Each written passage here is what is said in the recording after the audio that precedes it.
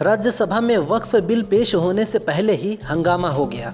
अनुराग ठाकुर ने कांग्रेस के राष्ट्रीय अध्यक्ष मल्लिकार्जुन खड़गे पर वक्फ की जमीन को हड़पने का आरोप लगाया। उन्होंने सदन में कहा कि वह आरोपों को सत्यापित कर सकते हैं, जिस पर खड़गे ने कहा कि मेरे खिलाफ बेबुनियाद आरोप लगाए गए हैं। अगर आरोप साबित हुए तो मैं इस्तीफा दे दूंगा। सुप्रीम कोर्ट के न्यायाधीश अपनी संपत्तियों का ब्यौरा सार्वजनिक करेंगे। सुप्रीम कोर्ट में न्यायाधीशों की बैठक में यह फैसला लिया गया है। बैठक में तय हुआ है कि जज अपनी संपत्ति की घोषणा सीजेआई के सामने करेंगे। हालांकि इसे कोर्ट की वेबसाइट पर घोषित करने का फैसला स्वैच्छिक होगा। जजों ने संकल्प लिया है कि न्यायाधीश जब भी पदभार ग्रहण करेंगे या कोई अहम जिम्मेदारी लेंगे तो उनको सीजेआई के सामने अपनी संपत्ति की घोषणा करनी चाहिए। सुल्तानपुर जिले के कोतवाली देहात थाना क्षेत्र में 12वीं के छात्र अभिषेक वर्मा पर बदमाशों ने हमला किया। बदमाशों ने पहले उसकी पिटाई की और फिर उसका प्राइवेट पार्ट काट डाला। गंभीर हालत में उसे राजकीय मेडिकल कॉलेज में एडमिट कराया गया है। अभिषेक ने बताया कि वह देर रात घर लौट रहा था, तभी 4-5 लोगों ने उसे रोका और सुधर जाने की धमकी दी। जब उसने विरोध किया तो उसके साथ मारपीट की। यूपी के अलीगढ़ में आरएसएस से जुड़े मुस्लिम नेताओं ने देर रात वक्फ संशोधन बिल पास होने पर मिठाई बांटी। उन्होंने कहा कि यह बिल बहुत आवश्यक था, क्योंकि पुराने बिल ने पसमानदा मुसलमानों को धोखा दिया था। लोगों ने कहा कि वक्फ संशोधन विधेयक 1995 में पसमानदा मुस्लिमों के साथ धोखा किया गया था। उस कानून के तहत वक्फ की संपत्तियों पर कुछ गुटों का नियंत्रण बना हुआ था।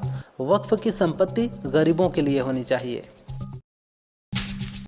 मध्य प्रदेश के सतना में पति लोकेश माझी को पीटने वाली हर्षिता का कहना है कि उसे तलाक नहीं चाहिए, वह पति से बहुत प्यार करती है।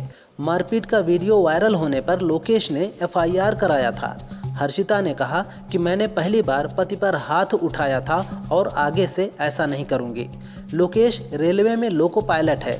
शिकायत के मुताबिक हर्षिता ने दहेज प्रताड़ना में फंसाने की धमकी दी थी, जिसके बाद लोकेश ने सीसीटीवी लगवाई थी। आम आदमी पार्टी सांसद संजय सिंह ने सुरक्षा व्यवस्था का मुद्दा उठाया। उन्होंने कहा, पिछले 11 सालों से केंद्र में बीजेपी की सरकार और कई राज्यों में डबल इंजन की सरकार है। ऊपर भी मोदी और नीचे भी मोदी, चारों तरफ महामानव की सरकार है। फिर घुसपैठ क्यों हो रहा? अगर कहीं कोई घुसपैठिया रह रहा है तो केंद्र सरकार जिम्मेदार है। गलवान घाटी पर 20 जवान शहीद हुए। शर्म आती है कि सरकार ने चीन के साथ व्यापार बढ़ाया। बिजनेस मैगजीन फोर्ब्स ने सबसे ज़्यादा अरबपतियों वाले देशों की ताज़ा लिस्ट जारी की है। फोर्ब्स वर्ल्ड बिलियनियर्स 2025 के अनुसार दुनिया भर में 3000 से ज़्यादा अरबपतियों की कुल संपत्ति बढ़कर $16.1 ट्रिलियन हो गई है। दुनिया के सबसे अधिक अरबपति अमेरिका, चाइना और भारत में रहते हैं। अमेरिका में सबसे ज़्यादा 902 अरबपति रहते हैं, चाइना में 450 और भारत में कुल अरबपतियों की संख्या 205 है। झांसी जिले के कोतवाली थाना क्षेत्र से एक हैरान कर देने वाली घटना सामने आई है। यहाँ प्रियांशा नाम की महिला ने पीरियड्स के कारण नवरात्रि में व्रत और पूजा नहीं कर पाने के कारण आत्महत्या कर ली। वह नवरात्रि को लेकर काफ़ी उत्साहित थी। वह 1 महीने पहले से ही व्रत रखने की तैयारी कर रही थी, लेकिन नवरात्रि के पहले दिन उसे पीरियड्स आ गए, जिसके कारण वह व्रत और पूजा नहीं कर पाई।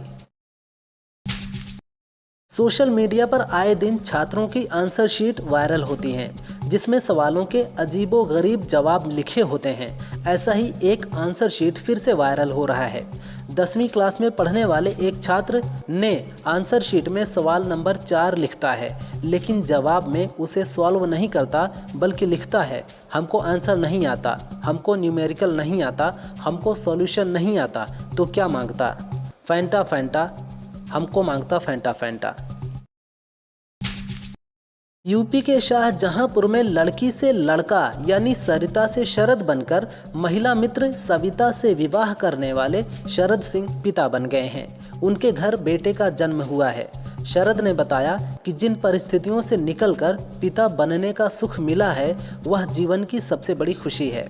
बता दें कि शरद सरकारी स्कूल में सहायक अध्यापक हैं।